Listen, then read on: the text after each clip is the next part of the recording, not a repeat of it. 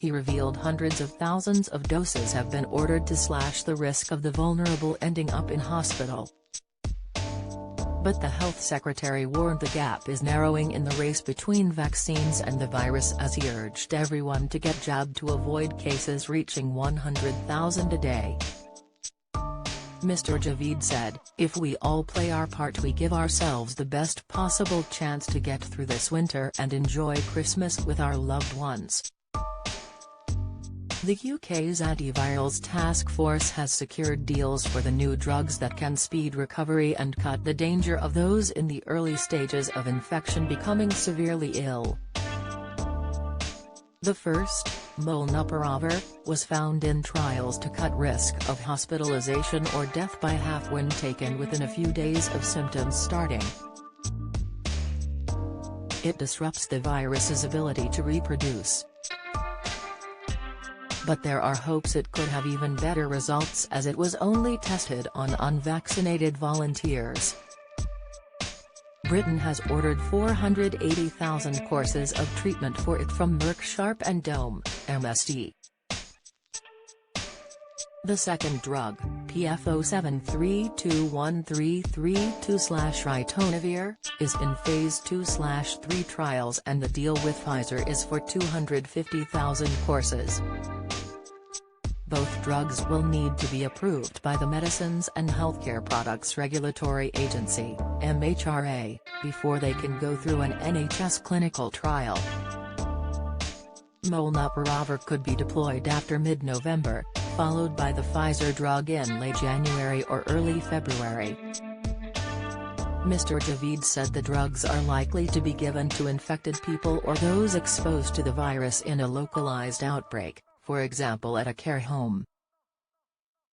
The new drugs be used alone or in combination. Deputy Chief Medical Officer Professor Jonathan Vantam said the antivirals were another key intervention. He added, "They will be particularly vital in protecting those who may not get the same antibody response to the vaccines as the majority of the population. We will now work quickly to ensure the right people receive these treatments as soon as possible, should they be approved by the MHRA."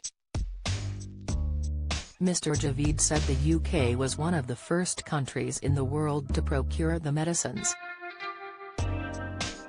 Dr. Ruth McKernan, chair at Bioindustry Association, welcomed the deals and said the two drugs selected were the strongest candidates available for this winter. She added, "It is very good news if we can add a couple of antiviral drugs to the therapeutics available.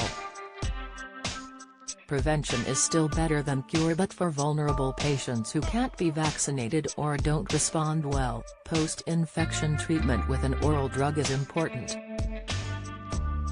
But at a Downing Street briefing Mr. Javid warned, "We cannot be complacent, when COVID-19 remains such a potent threat. We've been in a race between the vaccine and the virus, and although we're ahead in that race, the gap is narrowing. We've come so far, thanks to the efforts of so many, but with winter ahead we can't blow it now." The announcement comes amid mounting concern about rising COVID cases, hospital admissions and deaths.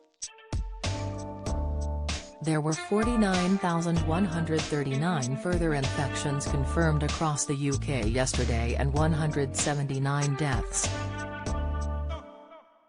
The NHS Confederation, which represents health bodies, called for the government to implement its winter plan B and reintroduce some restrictions.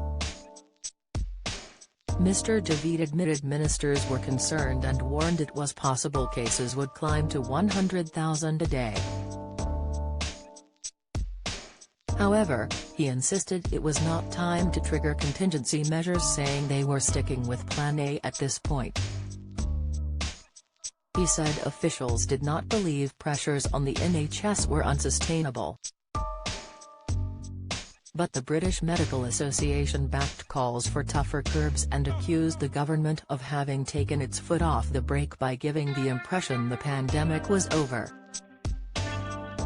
BMA Council Chair Dr. Chan Nagpal said, "The government said it would enact Plan B to prevent the NHS from being overwhelmed. As doctors on the front line, we say that time is now." He said that the new treatments will not be available until later and urgent action is needed now to stem the scale of suffering and the real risk of overwhelming the NHS. But Mr. Javid urged Britons to summon up the blitz spirit and do everything to help keep infections down.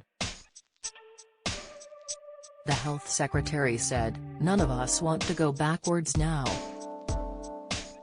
So we must all play our part in this national mission and think about what we can do to make a difference." He asked people to help secure their freedoms for the long term by getting inoculation as soon as possible. Mr. Javid appealed to the 5 million unjabbed Britons and asked the public to persuade friends, family members and colleagues. The minister also encouraged people to get boosters when invited and book an appointment online if they do not hear from the NHS within a week of becoming eligible, 6 months after their second dose.